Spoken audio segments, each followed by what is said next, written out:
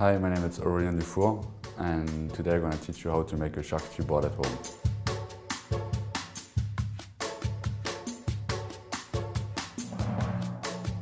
So you're going to start with the soft one to the spiciest one, and before you serve, keep it outside 15 minutes to be room temperature. It's very important.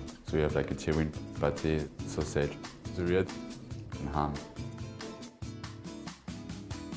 We're going to use a knife, very sharp, because if you use a knife, a bread knife, we're going to break the terrine. So we need to have something very sharp and very thin. Never push the knife like that, because you can see the terrine gonna break everything. So you need to slice like a piece of wood, slowly, you have time, and you take your hand on the front, it's not gonna break in two pieces.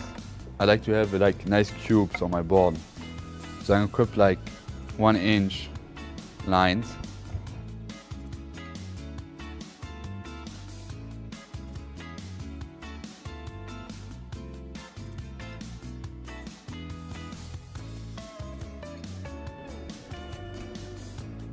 Now we're gonna cut the pâté en croûte. We're gonna use a bread knife because we have the pâte brisée outside. So it's like a crust outside, so we need to have something with some teeth on it. And a piece of wood again.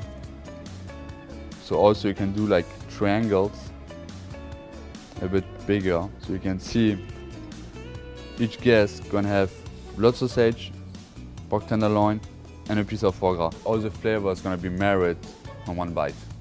But it combines, it's 50% of pork livers and 50% of pork jowl.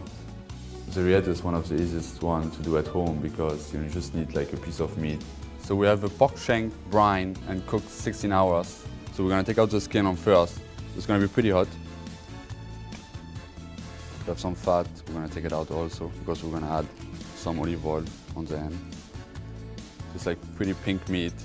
It's very soft and juicy. Eggplant, zucchini, and tomatoes.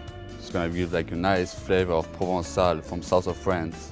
After you can choose the quantity you wanna put inside to add to the meat. A bit of salt we're gonna add. You can use all vegetable you want. It's just your imagination. That's the magic with the charcuterie. You can use everything what you want. A bit of paper. Some olive oil. So this one is a saucisson sec. Outside is just a flour. It's like a bacteria, but a good one. It's gonna give you a lot of flavor. When you cut a saucisson sec, to have very thin slice, give a small incision on the top. Turn around with a knife. You can see it's coming out by itself. Very easy. Thin slices. So you can see a slice. It's like a piece of paper. So we have the jambon Paris, the ham. So very important for the jambon Paris is to have something very thin.